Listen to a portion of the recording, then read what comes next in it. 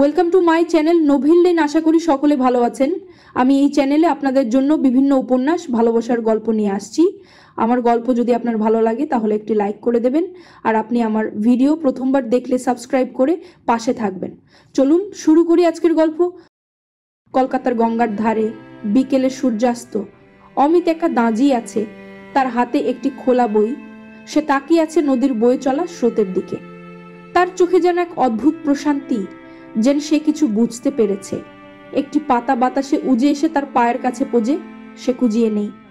পাতায় লেখা ভালোবাসা শুধু কাছে থাকার নাম নয়, কিছু দূরত্ব কখনোই মুছে যায় না। সে পাতাটি হাতে ধরে রাখে, হালকা হাসে, তারপর ধীরে ধীরে গঙ্গার বাতাসে তা ভাসিয়ে দেই।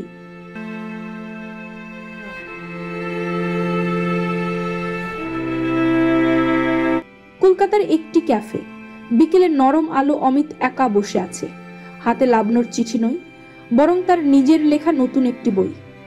তার সামনে রাখা কফির কাপ থেকে ধোঁয়া উঠছে, জানালার বাইরে সূর্য ঢলে পড়ছে। সে বইয়ের কয়েকটি লাইন খুঁজে। অমিত, সময়ের প্রবাহে মানুষ বদলায়। একসময় যাকে ছজা বেঁচে থাকা অসম্ভব মনে হতো, একদিন তাকেই শুধু স্মৃতিতে রেখে পথ চলতে হল। কিন্তু ভালোবাসা কি সত্যিই ফুরিয়ে যায়? সে ডায়েরির শেষ পাতায় লিখে, লাবণ্য, তুমি যদি আজ ফিরে আসতে তাহলে কি আমাদের গল্পটা নতুনভাবে শুরু হতো। সে লিখেই থেমে যায়। কলমের নিব শুকিয়ে গেছে, ঠিক যেমন তার অতীতের অনুভূতিগুলো একসময় ঝলন্ত ছিল, এখন শুধুই ছয় হয়ে মিশে যাচ্ছে স্মৃতির পাতায়। শিলংয়ের এক পাহাড়িয়া রাস্তা। বিকেলের ছোট্ট মেয়েটি হাত ধরে লাবণকে টেনে নিয়ে যাচ্ছে। পাহাড়ের চূড়ায় দাঁড়িয়ে লাবণু আকাশের দিকে তাকায়, মুখে প্রশান্তির ছাপ। মেয়ে, মা, তুমি কি কখনো কলকাতায় যাবে? লাবণু একটু হাসে। মেয়ের চুলে হাত বুলিয়ে দেই। লাবণু হালকা স্বরে, নিজের মনেই, কলকাতা, সে কি আজও আমাকে মনে রাখে। ক্যামেরা ধীরে ধীরে দূরে চলে যায়।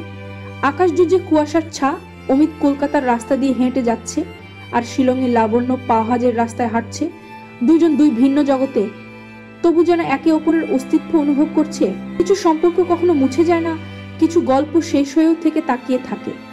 তারা দূর আকাশের দিকে তাকিয়ে থাকে, যে সেখানে এক অদৃশ্য সংযোগ আছে। তাদের মুখে এক ম্লান হাসির আভা। তারা কি সত্যিই আজও একে অপরকে অনুভব করে? কলকাতার ডাকঘর। একটি পুরনো কাঠের ডেস্ক। একজন ডাকপিন পুরনো চিঠির বোঝা সরিয়ে আনছে।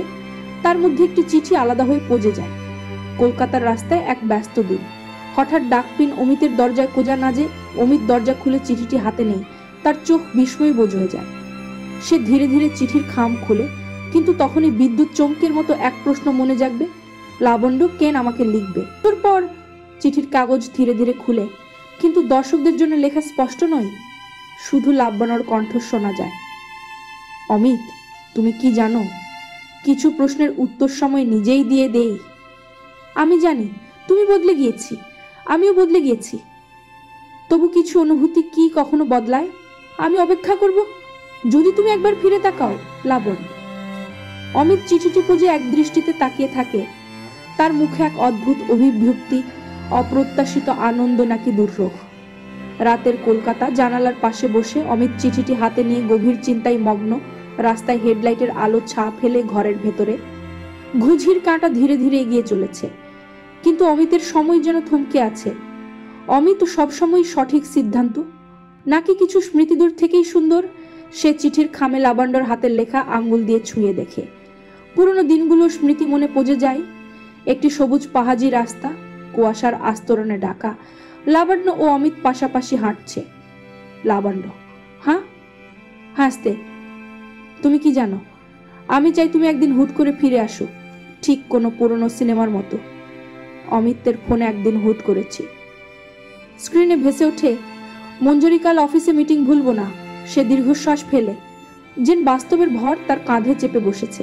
সে কি লাবণ্যর কাছে যাবে, নাকি স্মৃতিগুলোকে তাদের জায়গায় রেখে এগিয়ে যাবে? অমিতের ঘর। রাত গভীর। জানালার বাইরে বৃষ্টি শুরু হয়েছে। অমিত বিছানায় বসে চিঠিটি বারবার পড়ে। তার মনে নানা প্রশ্ন, যাওয়া উচিত নাকি এ স্মৃতি কেবল মনে রাখাই ভালো? সে উঠে গিয়ে জানালার পাশে দাঁড়ায়। রাস্তায় জল জমেছে, টিপটিপ বৃষ্টি পড়ছে। অমিত দীর্ঘশ্বাস ফেলে। ঠিক তখনই তার ফোন বেজে ওঠে। মঞ্জুরি, কাল মিটিংটা কিন্তু খুব জরুরি, ভুলে যান না। অমিত ফোনের স্ক্রিনের দিকে তাকিয়ে থাকে। তার মুখে দ্বিধার ছাপ, পেশাদার জীবন। নাকি অতীতের ডাকে সাজা দেওয়া। কলকাতা স্টেশন, পরের দিন ভোর। ট্রেনের সিটি বাজছে। স্টেশনের প্ল্যাটফর্মে কুয়াশা ছোটজানা। অমিত দ্রুত হেঁটে এগিয়ে যাচ্ছে। সে কি সত্যি শিলং যাচ্ছে? কিছু পথ ফেরা যায়, কিছু পথে ফিরে গেলেও আগের কিছু আর থাকবে না। ট্রেন আসছে। অমিত পকেট থেকে টিকিট বের করে দেখে, কিন্তু তখনই পিছন থেকে এক পরিচিত কণ্ঠ, মঞ্জুরি, তুমি কি সত্যি যাচ্ছ? অমিত চমকে পেছন ফিরে তাকায়। মঞ্জুরি দৃষ্টিতে কিছু একটা বোঝার চেষ্টা করছে। অমিত, জানি না। ট্রেনের বাঁশি বাজে। ক্যামেরা ধীরে ধীরে দূরে সরে যায়। কি করবে অমিত? শিলং যাবে নাকি কলকাতায় থাকবে?